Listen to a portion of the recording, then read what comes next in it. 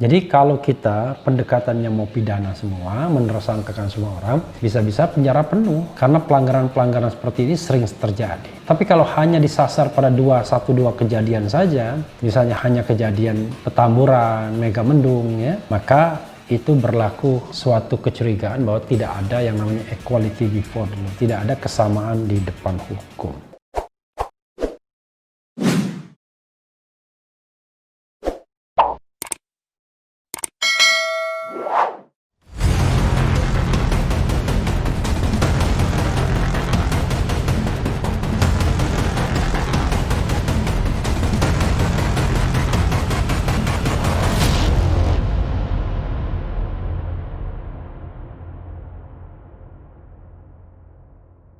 Assalamualaikum warahmatullahi wabarakatuh, Sobat RH sekalian.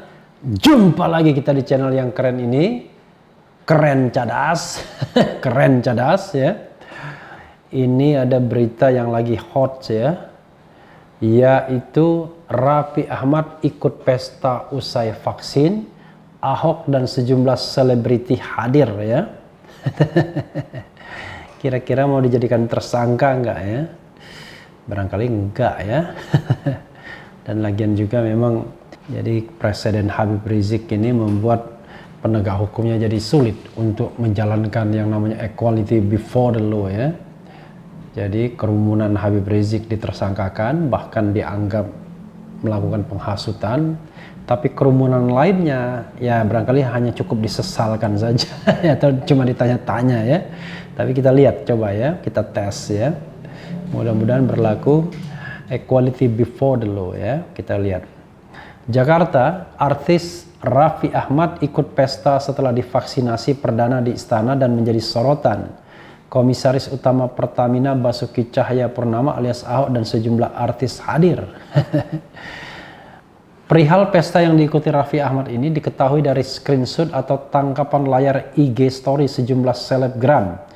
Salah satunya tangkapan layar dari story Anya Geraldine yang diviralkan netizen seperti dilihat Kamis 14 Januari 2021. Mereka yang hadir dalam pesta itu antara lain selebgram Anya Geraldine yang mengunggah story itu, Gading Martin, Raffi Ahmad, Nagita Slavina hingga Sen Gilail yang dikenal sebagai pembalap mobil.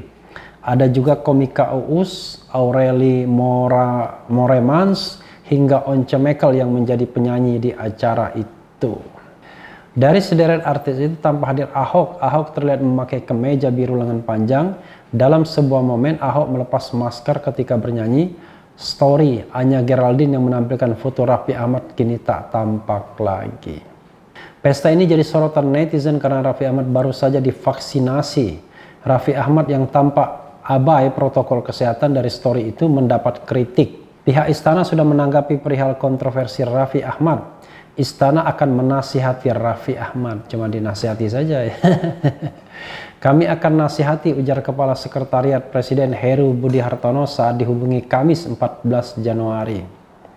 Secara terpisah, juru bicara vaksinasi COVID-19 Siti Nadia Tarmizi meminta kepada Raffi Ahmad menjaga protokol kesehatan prokes meski sudah divaksin, sebab vaksinasi tidak cukup menjaga diri dari sebaran virus corona.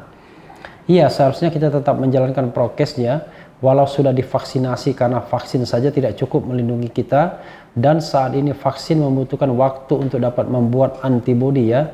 Jadi tetap jaga diri dengan mematuhi prokes dan menjalankan 3M katanya.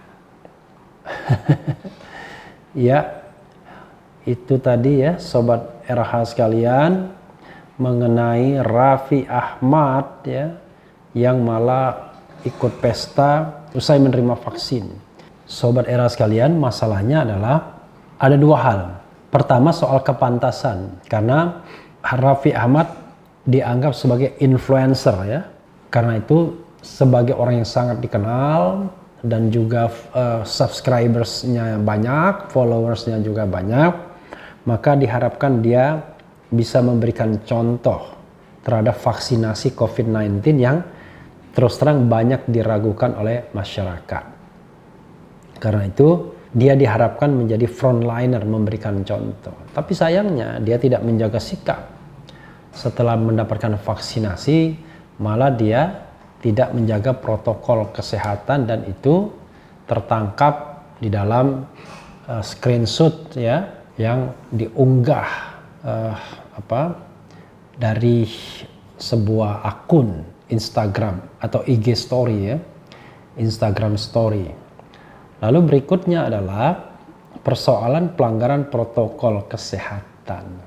Nah, kalau kita mau bicara equality before the law ya, kira-kira ini pelanggaran seperti ini diproses nggak oleh kepolisian? Karena pelanggaran juga. Karena kalau kita bicara tentang pelanggaran pasal 93 itu, kalau mau diterapkan ke semua orang, bunyinya adalah ya, mereka yang tidak mematuhi penyelenggaraan kesehatan masyarakat atau menghalang-halangi penyelenggaraan kesehatan masyarakat dapat diancam hukuman 1 tahun penjara dan atau denda 100 juta rupiah. Dari awal saya mengatakan ya bahwa kasus yang seperti ini harusnya didekati dari sudut administratif, sanksi administratif, tentu preventif juga. Salah satu preventifnya adalah tentu sosialisasi ya, melakukan himbauan dan lain sebagainya. Tapi law enforcement-nya ketika terjadi kerumunan seperti ini ya bisa dibubarkan. Jadi kalau misalnya melawan petugas, nah barulah bisa dikenakan tindak pidana atau sanksi pidananya. Jadi tidak seperti dalam kasus Habib Rizik, petugas keamanan ada di tempat, ya mulai dari Satpol PP, polisi hingga TNI, tapi mereka tidak berinisiatif untuk membubarkan kerumunan tersebut seandainya memang itu dianggap berbahaya dan melanggar protokol kesehatan. Malah kemudian langsung main mentersangkakan. Padahal pada saat kejadian itu BNPB misalnya memberikan masker gratis yang menunjukkan seolah-olah ada endorsement terhadap kegiatan tersebut. Yang penting adalah menggunakan masker. Jadi kalau kita pendekatannya mau pidana semua, menersangkakan semua orang, bisa-bisa penjara penuh. Karena pelanggaran-pelanggaran seperti ini sering terjadi. Tapi kalau hanya disasar pada 1-2 kejadian saja, misalnya hanya kejadian Petamburan, Megamendung ya, maka itu berlaku suatu kecurigaan bahwa tidak ada yang namanya equality before the law, tidak ada kesamaan di depan hukum.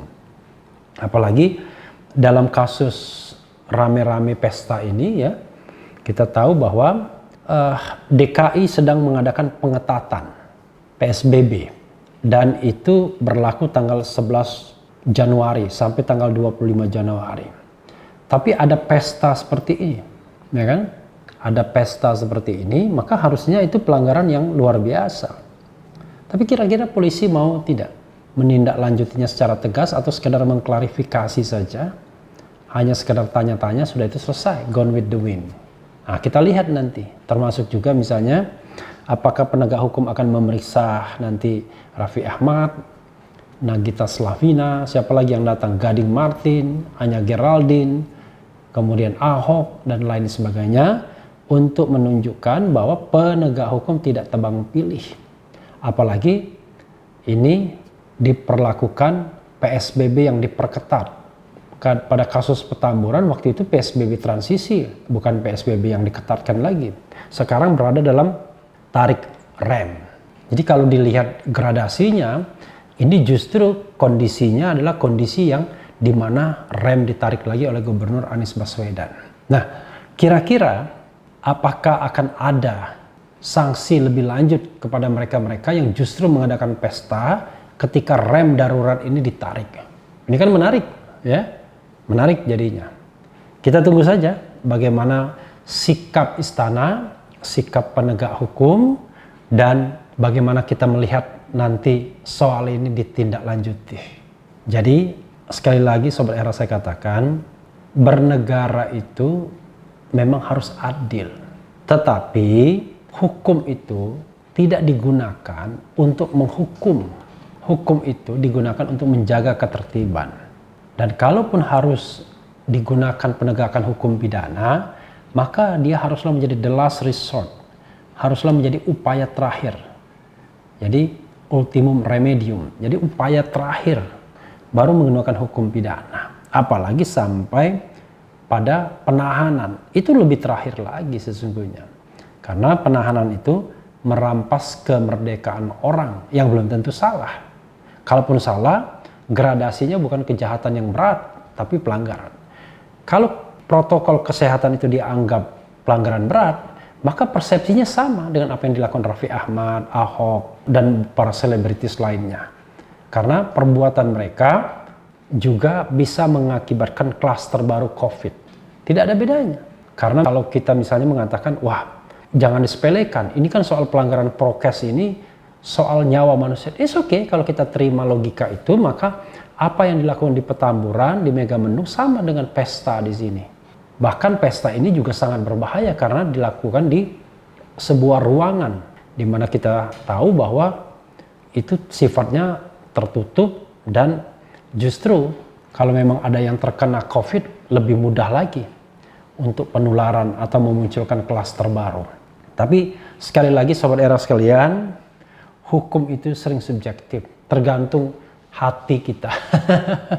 Kadang-kadang kalau kita melihat barangkali orang yang kita tidak setujui, maka hukum berlaku kepada dia setajam-tajamnya.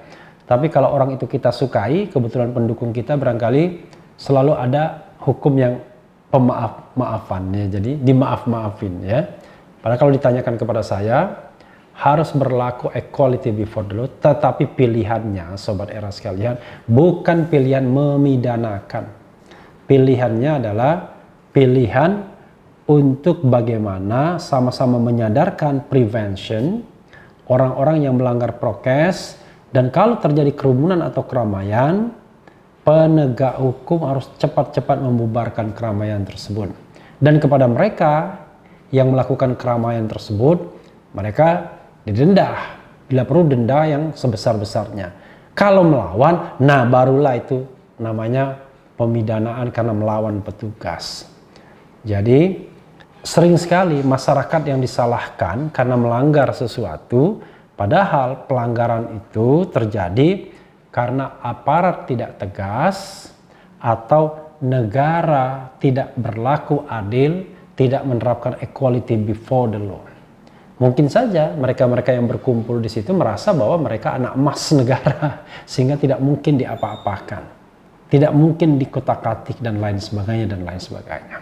Jadi sahabat daerah sekalian, sekali lagi mudah-mudahan kita bisa belajar bernegara jauh lebih baik ya, untuk adil kepada semua anak bangsa, adil kepada siapa saja tanpa mempedulikan aliran politiknya, dan hukum ditegakkan seluruh-seluruhnya.